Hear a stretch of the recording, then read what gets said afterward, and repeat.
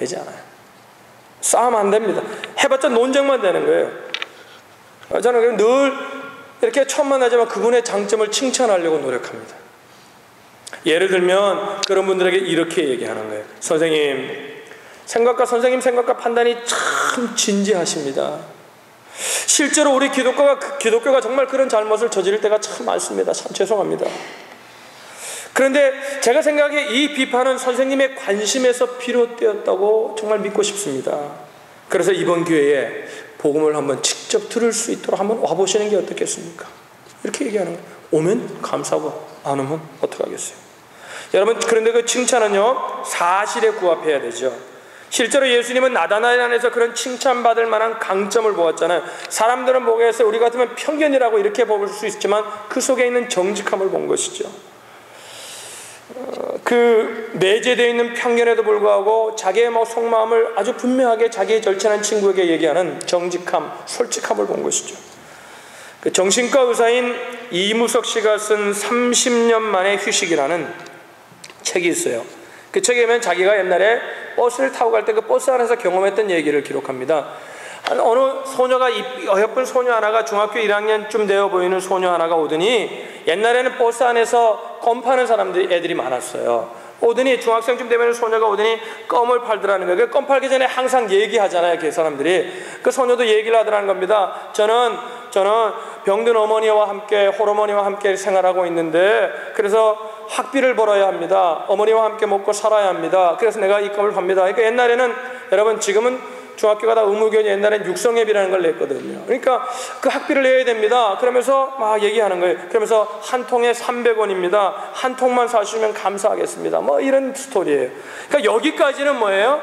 모든 껌 파는 사람들처럼 동정심을 유발해가지고 이익을 남기려고 하는 껌파리 소녀였어요. 그런데 그 다음 한 가지 사건으로 그녀에 대한 생각이, 버스 안에 있는 모든 사람들의 생각, 그 자기 의사였던 그 사람의 생각도 바뀌었다는 겁니다. 한 신사가 너무나 안타까워서 그런지 이 소녀에게 1,000원짜리를 주면서 껌 한 통을 삽니다. 그러니까 이 소녀가 700원을 거슬러서 이 신사에게 딱 주는 거예요. 그러니까 신사가 보통 옛날에 껌파리들은요 잔돈을 잘 안 줬거든요. 가만히 기다리고. 근데 잔돈을 바로 주더라는 겁니다. 그래서 이 신사가 이렇게 얘기합니다. 야, 소녀가 참 정직하구나. 너 참 정직하구나. 괜찮다. 너 정직한데 필요하니까 너 참 안 됐으니까 그거 가져라. 이렇게 얘기한 거야. 그랬더니 이렇게 이 소녀가 얘기하더라는 거예요. 그 돈을 정중히 거절하면서 이렇게 대답합니다. 선생님, 저는 지금 구걸하는 것이 아닙니다. 학비를 벌기 위해 장사를 하고 있는 겁니다. 그리고 700원을 고스란히 딱 돌려주더라는 거예요. 그때요, 그 분위기를 자기는 잊지 못한다는 거예요. 그 버스 안의 분위기가 아주 숙연해졌다는 거예요. 여기저기서 껌을 사겠다고 난리가 일어났대요, 그때. 나도 달라고. 그래가지고 그 껌을 다 팔았다는 겁니다. 다 팔았다는 게 강조점이 아니라 그때 승객들의 마음을 움직인 힘이 무엇이었어요? 강직함, 정직함이었어요.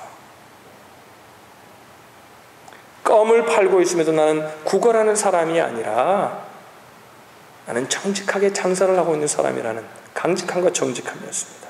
이런 정직함과 진지함, 그것이 이웃들의 마음을 열게 된 거죠. 우리가 이웃을 칭찬할 때 이런 마음으로, 이런 태도로 우리가 정직함과 진지함으로 접근한다면 어떨까 생각해 보시기를 바랍니다.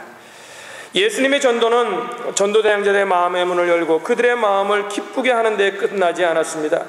이 중요한 구원의 강지, 예수님과의 접촉점이 생겼을 때, 마음의 문이 열렸을 때에 그것으로 끝나지 않고 그분은 나다나엘에게 예수님이 어떤 분이신지를 가르쳐 주십니다. 48절을 보겠습니다. 우리 48절 우리 다 같이 한 목소리로 한번 읽어보겠습니다. 시작. 나다나엘이 가로되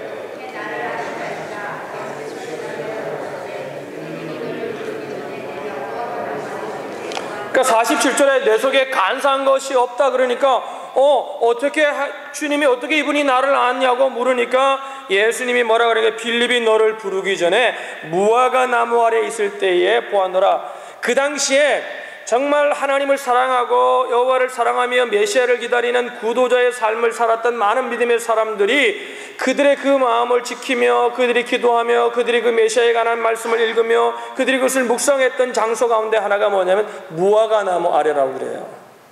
그래서 그 무화과 나무 아래에 있었다 그럴 때 유대인들이 느끼는 건 뭐냐면 늘 그곳에 있는 사람들은 뭐냐면은 늘 하나님을 사랑하고 메시아를 기다렸던 사람들, 구도자와 같은 사람들이었어요. 근데 예수님이 뭐냐면은 네가 무화과 나무 아래에 있다는 걸 보았다는 거예요. 있는 걸 내가 봤다는, 이건 뭐냐면 엄청난 얘기를 하는 거예요. 너의 삶이었다고, 네 마음이었다고, 네가 어떤 생각을 가지고 살아가는지 그 모든 것을 다 알고 있다는 의미가 그 속에 있는 거예요. 단지 어떤 장소적인 개념이 아니라 어떤 그의 생각과 그의 마음이 어떠하고 살았는지까지도 알고 계시는 것을 말하는, 그 사람은 느끼는 거예요. 이에 대한 나다나엘의 반응이 나타납니다. 49절 볼까요? 이에 대한 나다나엘의 반응이 어땠어요? 49절 읽습니다. 시작. 나다나엘이 대답하되 랍비여 당신은 하나님의 아들이시오 당신은 이스라엘의 임금이로소이다. 이야, 당신이 이거 대단한 거나 대단한 거나. 여러분, 그러니까 예수님이 여기서 끝납니까? 그게 아니에요. 좀 더 여러분, 네가 무화과 나무 아래 있었다, 네 상태와 네 마음과 네 삶을 알고 있다, 그래서 그게 대단해 보이냐? 이게 다가 아니다, 이런 말씀을 하세요.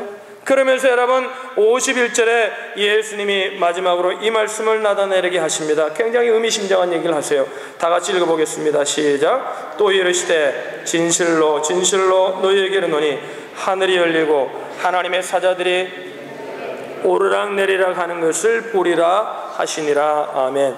여러분, 이 예수님의 말씀하면은 무슨 사건이, 구약에 어떤 누구가 떠올라요? 야곱이라는 인물이 떠오르죠. 야곱이 여러분 베델의 들판에서, 그죠? 환상 가운데 꿈을 꾸잖아요. 환상을 보잖아요. 하나님 보여주시잖아요. 뭐예요? 하늘과 땅을 연결하는 사닥다리가 있는데 그 사닥다리에 뭐예요? 천사가 오르락 내리락 오르락 내리락 하는 모습을 보잖아요. 여러분, 성경학자들은요, 오늘 예수님께서 그 야곱이 보았던 사닥다리가 무슨 의미인지를 풀어주는 거라고 얘기합니다. 그 사닥다리가 바로 누구예요? 예수 그리스도예요. 하늘과 땅을 연결하는 유일한 분이라는 거예요. 할렐루야. 아마 야곱은 이렇게 생각했겠죠. 천사가 나를 연결하는 줄 알았겠죠. 근데 그 사닥다리가 누구예요? 예수 그리스도라는 것입니다. 바울 사도는 이렇게 말합니다. 하나님은 한 분이시요 또 하나님과 사람 사이의 중보자도 한 분이시니 곧 사람이신 그리스도 예수라. 예수님이 누구인지 그는 알게 되었고 그는 주님의 제자가 될 수 있었다는 것입니다. 여러분, 말씀을 마치겠습니다. 오늘날 아마도 무화과 나무 아래에 있었던 사람, 이 나다나엘처럼 그 같은 마음을 가지고 기다리고 있는 나다나엘, 우리 주위에 많은 나다나엘이 있을 것입니다. 이 나다나엘을 위해서 누구를 보내셨습니까? 빌립을 보내셨습니다. 저와 여러분들이 빌립이 되기를 주님의 이름으로 축복합니다. 19세기 말 토마스 헨리 헉슬리라는 무신론자이며 과학자가 있었습니다. 물론 나중에는 무신론에서 불가지론자로 바뀌게 되지만, 그 어느 날 많은 사람들과 여행을 하면서 같이 다니는데 주일이 되니까 여행을 그치고 많은 사람들이 다 거의 대부분이 예배를 하러 가는 겁니다. 자기만 홀로 남게 생겼습니다. 근데 마지막으로 이제 가는 사람에게, 그 사람도 예배로 가려는 그리스도인, 한 무명의 그리스도인에게 그가 이렇게 얘기합니다. 예수님이 도대체 누구냐? 누구길래 당신 여행들까지 이 중요한 시간을 멈추고 예배하러 가냐? 누구냐? 묻습니다. 그러니까 그 사람이 옆에 앉아가지고 자기가 만난 예수, 예배 드리러 가는 것도 포기하고 자기가 만난 예수에 대해서, 자기가 알고 있는 예수에 대해서 막 설명을 합니다. 그러는 가운데 뭐예요?